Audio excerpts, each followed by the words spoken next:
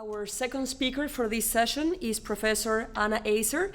She is an associate professor of economics and public policy at Brown University. She is also a faculty associate at the Population Studies and Training Center. Anna has done and published research on the effects of various forms of public assistance on the outcomes of lower-income mothers and children. She has a master's degree from the Harvard School of Public Health and a PhD in economics from UCLA. Anna? Thanks very much.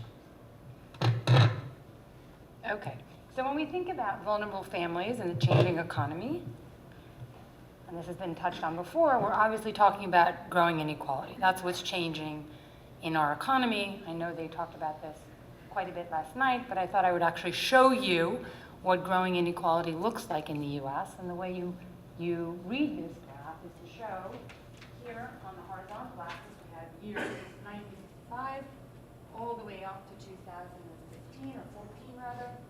And what these different lines are showing you is the average income of families rather in the bottom 20% of the income distribution, the next 20%, the next 20%, etc.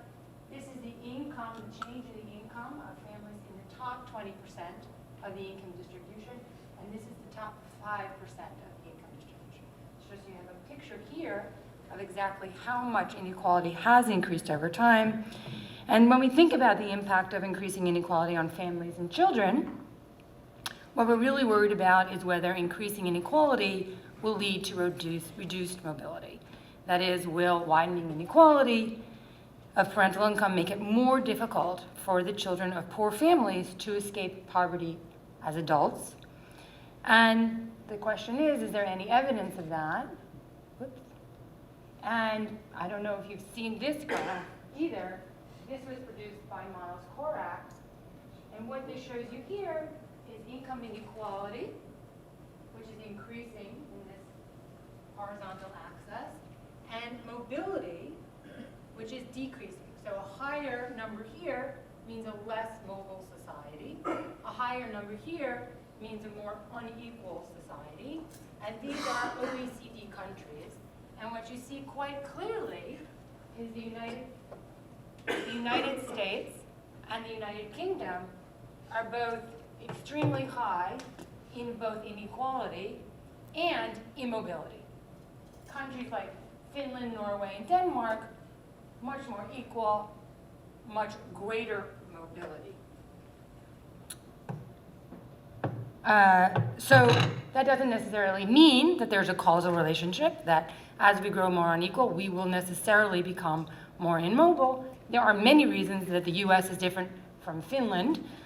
Inequality may be one of them, but there may be many other reasons why you see differences in mobility across those two countries. And so what I want to discuss in this paper is all the ways in which family disadvantage can potentially lead to lower incomes for children as they grow up, lower mobilities. That is, what do we know about why it is that family poverty perpetuates itself across generations? And again, this is something you've already seen, and Flavio has talked about as well, which is that the skills gap is really what's driving the income gap. And so if we're worried about mobility, we need to worry about building skills among low-income children. This here shows you, for example, if you just look at those with a college degree, they earn on average about $1,100 a week. And if you look at high school dropouts, that number is closer to $500. So there's a huge income gap. Right? And I want to make an aside here, because I know Jim Heckman recently talked in one of these conferences. And the point I want to make is that skills is very much multidimensional. I'm talking mostly about cognitive skills, reading and math scores, educational attainment, but there are other non-cognitive skills that are incredibly important for determining labor market success. Examples of non-cognitive skills include things like emotional health, social skills, teamwork, work ethic and community responsibility, self-control, self-regulation, organizational skills, persistence and confidence, as well as communication skills. I'm not going to focus on that here, in large part because these things are very difficult to measure, but they are highly correlated with cognitive skills as well. Let's get that. So this is something that Flavio already showed you, which is just the gap in cognitive test scores by both race and parental income. And he also showed you that test scores at, say, age 18 are incredibly predictive of both educational attainment and future income. The point of this graph here is just to show that this is differences in test scores at age 18 by maternal education. So this bottom line here are test scores for children of mothers with less than a high school degree. The top is the test scores of children of mothers who are college graduates. And what you see is this test score difference at age 18 is already largely, almost entirely there at age 3, right? Which the first time I saw this graph, this was done by Jeannie Brooks-Gunn, this was sort of a revelation for me in terms of understanding why it is that poverty perpetuates itself. Okay, so the rest of the talk is sort of devoted to understanding how it is that that happens. Why do those children at age 3 already so much diverge from higher income children? And of course, there's no single factor. These are a number of them. This is not an exhaustive list, but this is what I'm going to talk about today.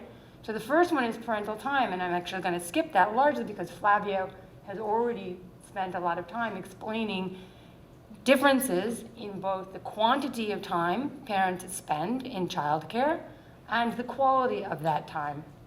But other issues are things like exposure to environmental toxins, something that's referred to as toxic stress, preschool enrichment activities, the quality of the school they go to, violence within the family, health, and involvement in the criminal justice system. So I'm just going to talk very briefly about how all of these things can potentially explain why the children of poor families grow up to be poor themselves, because it interferes in their development of skills.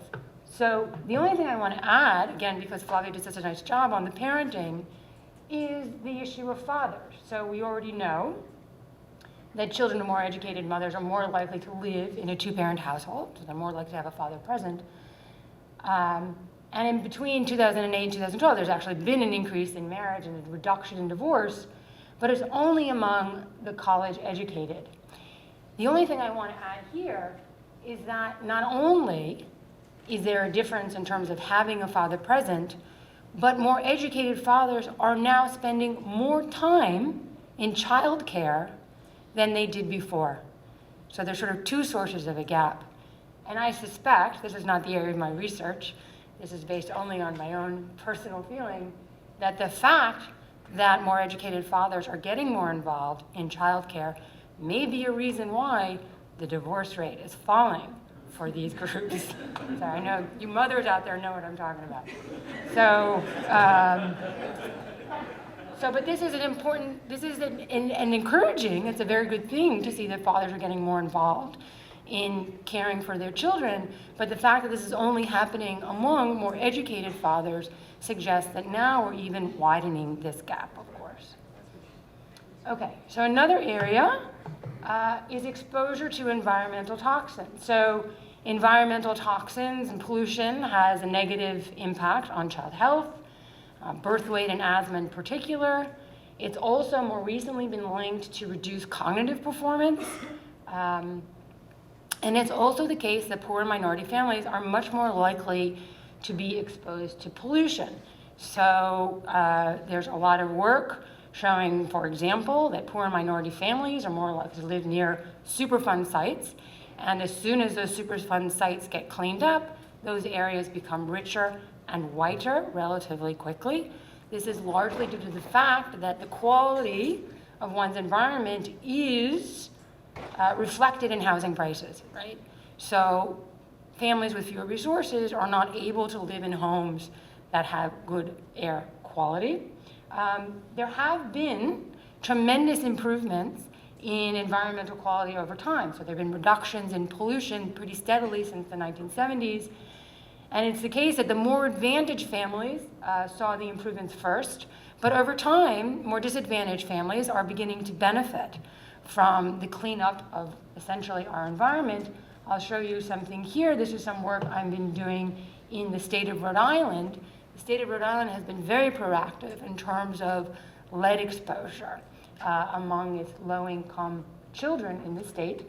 And starting in 1998, they launched a campaign, essentially, and provided some resources to reduce the amount of lead in old homes in the state in an effort to reduce lead exposure and lead poisoning among Rhode Island children.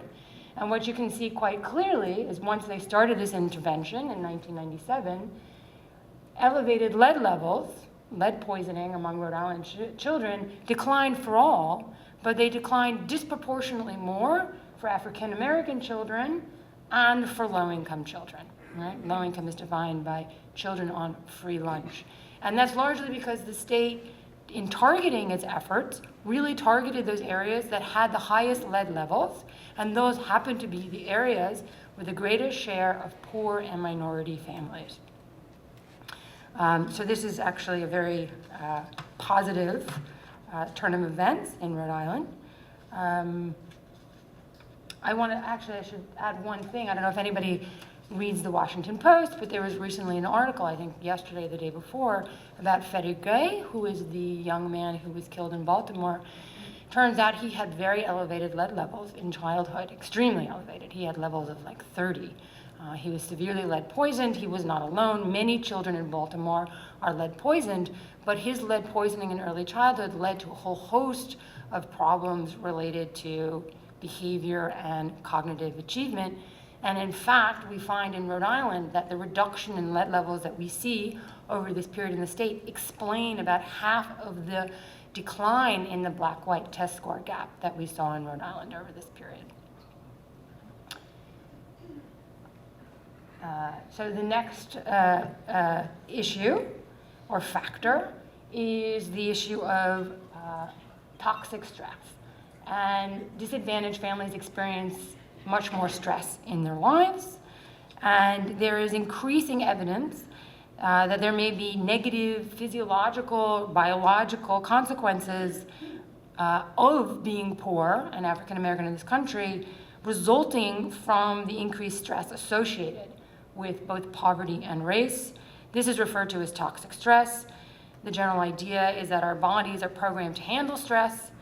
In our lives, for example, we produce adrenaline when we are stressed out, and this helps us to deal effectively with our stressor.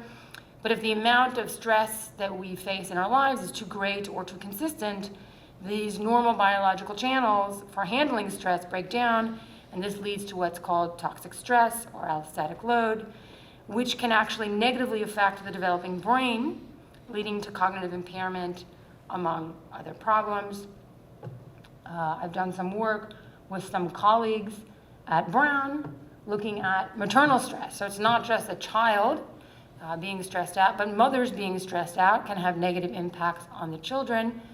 It can operate through many channels. What we were looking at in particular is we had a sample of mothers who had multiple children, and we had levels of their stress during pregnancy.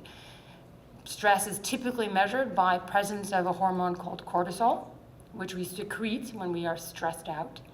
And what we found is that mothers who had very high levels of the stress hormone cortisol, that the children were ultimately considerably impaired relative to their siblings who had been born under less stressful environments. So they had lower IQ scores at age 7, and they completed fewer years of schooling as an adult.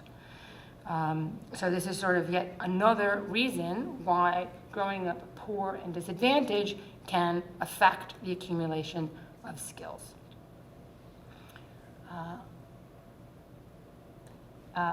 So it's not only the fact that poor and minority families face more stressors in their lives. It could very well be that simply being relatively deprived may be a source of stress that may make them worse off. So this is what's referred to as the relative deprivation hypothesis, and it's the idea, it's an idea that has been discussed in health economics and health research for many years now, but the idea is conditional on one's own absolute level of income. One's relative position in society can also influence one's health. And actually, Bill Evans has done a lot of work on this. One paper in particular I think is very compelling. And again, this finding that your relative position matters is consistent with this idea that deprivation may increase stress, which ultimately reduces your health. When we look at health in the US, some of you may know this statistic, the US is ranked 51st in terms of our infant mortality rate. We are comparable to Croatia, which is not a very honorable position to be in. Our infant mortality rate in the US is 6 per 1,000 live births. The interesting thing about it is if you actually look at the data, that this is driven entirely by infant mortality among the disadvantaged in the US. So if you actually look at the microdata, the advantaged in the US, the birth outcomes of advantaged mothers in the US are very similar to the birth outcomes of advantaged mothers in, say, Finland and Sweden and Norway, which have incredibly healthy births in general for the country. Our high rates, rather, of infant mortality are driven entirely by the disadvantaged. Moreover, even conditional on survival, so children who survive infancy are in worse health. So essentially, children who are born to disadvantaged mothers enter the world at a disadvantage, right?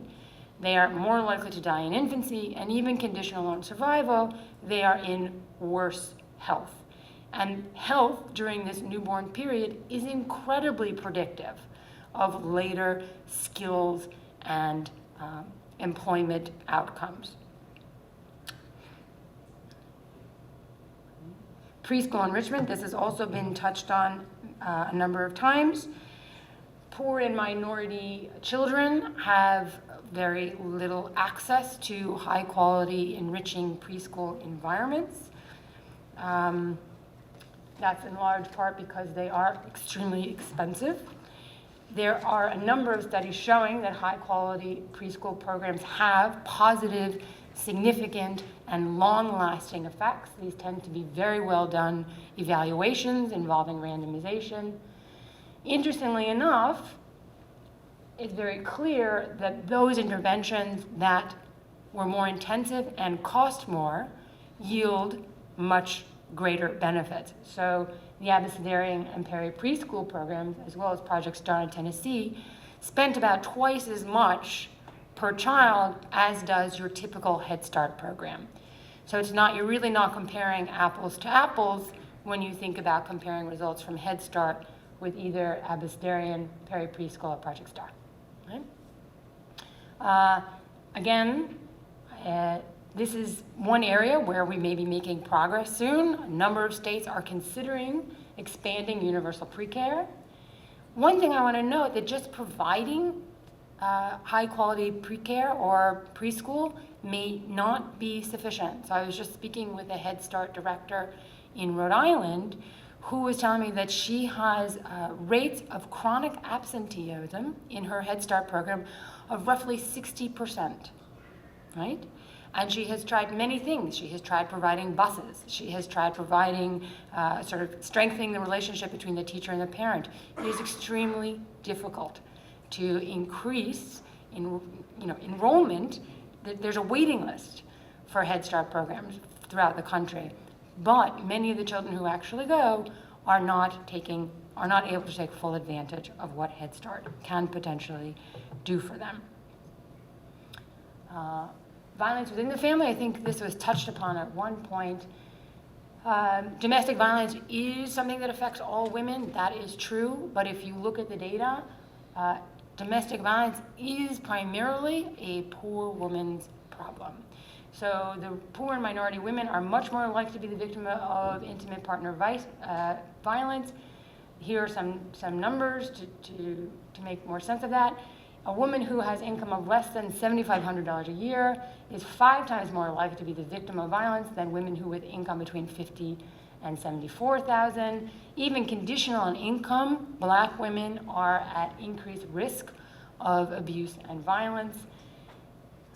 There is some good news here, though. Rates of intimate partner violence have declined over time due to a number of factors. One is increasing legal protections for victims. This is primarily the National Violence Against Women Act, which was first passed in 1994 and has since been reauthorized. This has done a tremendous amount in terms of reducing intimate partner violence by providing greater legal protection for victims. Also, a lot of it has to do with women's greater economic independence. So I've done work on this, but many others have as well. As women earn more, as they join the workforce, and their earnings have increased, we have seen considerable reductions in domestic violence. This is largely because they are able, violence declines within a union, but also it affords women the opportunity to leave abusive relationships if need be. A third factor is just the aging of the population. We're getting older, and as we get older, we get less violent. I tell that to my 7-year-old. Okay, fine. I think the very last thing I'm going to talk about, yes, is the juvenile justice system. So this is something that I have long been interested in. Juvenile incarceration rates in the U.S. are 5 times higher than the next highest country, which is South Africa. Right? We incarcerate juveniles at rates nobody else in the world does. Low-income and particularly African-American children have far more interactions with the juvenile justice system. So if you look at the temporary detention facility for juveniles in Cook County, it is overwhelmingly poor and African-American. And in work with Joe Doyle here, again, based on data from Cook County, we find that incarcerating juveniles has a very bad impact on their future skill development. So incarcerating juveniles for even 2 to 3 months essentially ensures that they will never return to school and will never get a high school diploma and be much more likely to recidivate as an adult. Right? Again, another reason why growing up poor results in fewer skills. So I'm sort of at the end of the talk. Again, there are many other factors that are important. I didn't have time to go through all of them. Where are we now? How do we conclude? It's hard to conclude because there is so much work to be done, but there are some bright spots as well. So poor and minority children are at a tremendous disadvantage in terms of skill development, which is really key to escaping poverty as an adult. There are many sources of this. There is, though, evidence that public and community investments in children have helped to close the skill gap, particularly for African Americans. So I point to a couple here: environmental regulation, legal protection, reductions in juvenile incarceration rates. I failed to mention that juvenile incarceration rates are coming down. This is a recent phenomenon, but it seems to be continuing. It's largely because juveniles are less likely to commit crimes, so crime rates among juveniles have declined, but also states don't have enough money to incarcerate juveniles. It costs between $100,000 and $200,000 a year to incarcerate one juvenile for a year. It's incredibly expensive, and states just don't have it. So I think I'll just end here saying there's much to be done, but we have made some progress.